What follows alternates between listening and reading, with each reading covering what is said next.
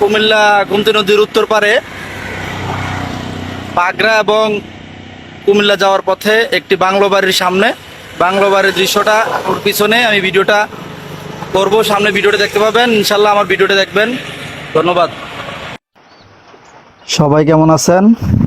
এই যে হচ্ছে বাংলো বাড়িটি, খুব সুন্দর এবং আভিজাত্য এবং রুচির পরিচয় দেয় এই বাড়িটি। যিনি এই বাড়িটি করেছেন বলতে হবে ওনার খুব আন্তরিকতা আছে এবং আকর্ষণ, ওনার দৃষ্টি আছে ভালো, ওনার পছন্দ খুব সুন্দর। অর্থের প্রতি অনেকের মায়া থাকে, আবার অনেকে বিলাসিতার প্রতি ভালোবাসা থাকে।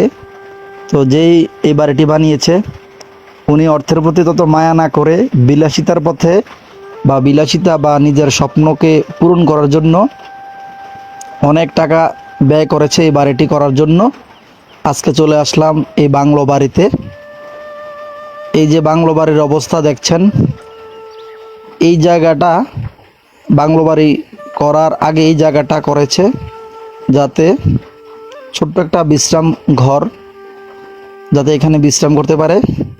আর এই সামনেই হচ্ছে বাংলো বাড়িটি, মূল যেই বিল্ডিংটা ওইটা সামনে।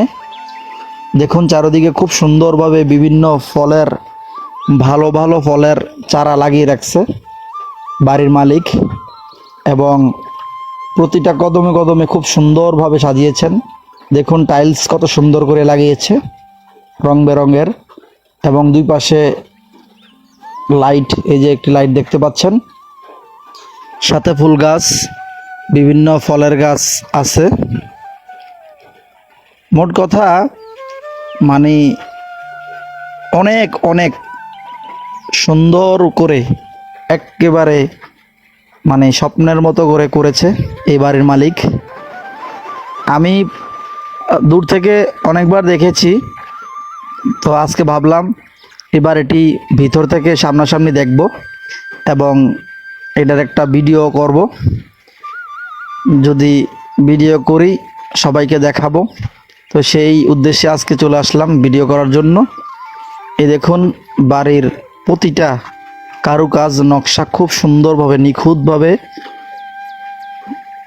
মিস্ত্রিরা, যারা এই রাজমিস্ত্রির কাজ করে, নকশার কাজ করে, তারা খুব সুন্দরভাবে এই কাজটা করেছে। এবং আজকে দেখতে পেলাম এগুলা রং করছে এবং ফিনিশিংয়ের কাজ চলছে। মানে কি বলবো, প্রশংসা না করে পারা যায় না। গোমতী নদীর উত্তর পার, শ্রীপুর থেকে মাঝিগাছা হয়ে সামনে কবিরাজ বাজার থেকে একটু সামনে পিয়ারাতলি। এই পিয়ারাতলিতে এই বাড়িটি আপনি দেখুন, সুইমিং পুল করেছে, ছোট্ট একটি বসার আসন কত সুন্দর করে করেছে। এই যে সুইমিং পুলের দক্ষিণ পাশ কত সুন্দর দেখুন।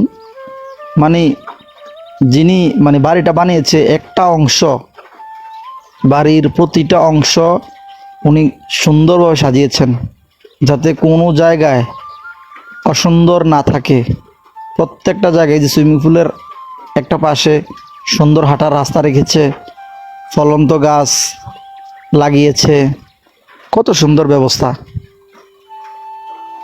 আমি জানি না নদীর উত্তর দিকে গোমতী নদী বা আমরাতলী ইউনিয়নে এরকম আর কয়টা বাড়ি আছে, কিন্তু দৃষ্টিনন্দন এবং কারুকাজ শৈল্পিকভাবে এই একটা বাড়ি আমার চোখে পড়েছে।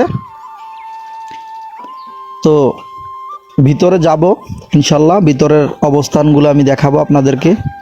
এই যে দেখুন কমলা গাছ লাগিয়েছে, টাইলসগুলো কত সুন্দরভাবে বসিয়েছে, মানে অসাধারণ, এক কথায় অসাধারণ। বাড়িটা এখনো সম্পূর্ণভাবে হয় নাই, বাড়িটার অনেক কাজ বাকি আছে এখনো।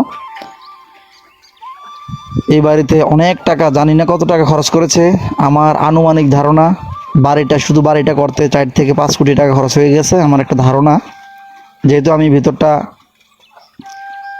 দেখব, ভিতর বাইরের থেকে অনুভব করে বলছি আর কি।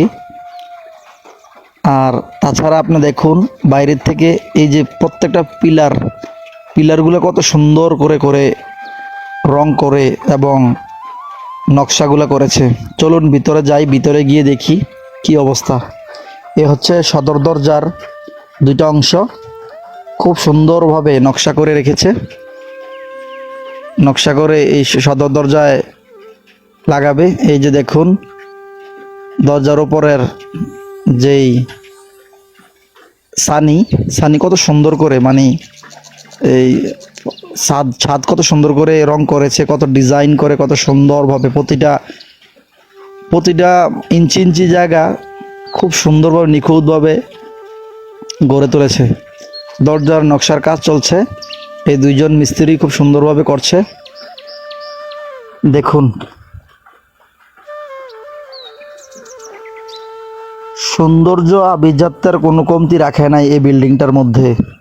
এবং আমি মনে করি যিনি এই বাড়ির মালিক, এই বাড়িটা যদি উন্মুক্ত করে দেওয়া হয় একটা সময়, যদি পর্যটক বা কোনো মানুষকে প্রবেশ করার জন্য আসতে সুযোগ দেওয়া হয়, তাহলে অনেক মানুষ এই বাড়িতে আসবে দেখার জন্য, ঘুরে যাওয়ার জন্য। অনেকে এই বাড়িতে এসে একটু সময় ব্যয় করার জন্য আসবে আমি মনে করি, সৌন্দর্যের উপর ভিত্তি করে।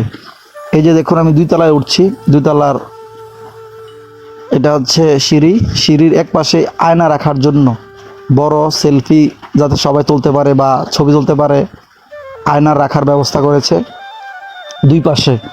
এক পাশে বড় করে রেখেছে, আরেক পাশে ছবি তোলার জন্য আয়না লাগিয়ে রেখেছে। এই যে দেখুন ছাদের উপরের অংশ, সিঁড়ির ছাদের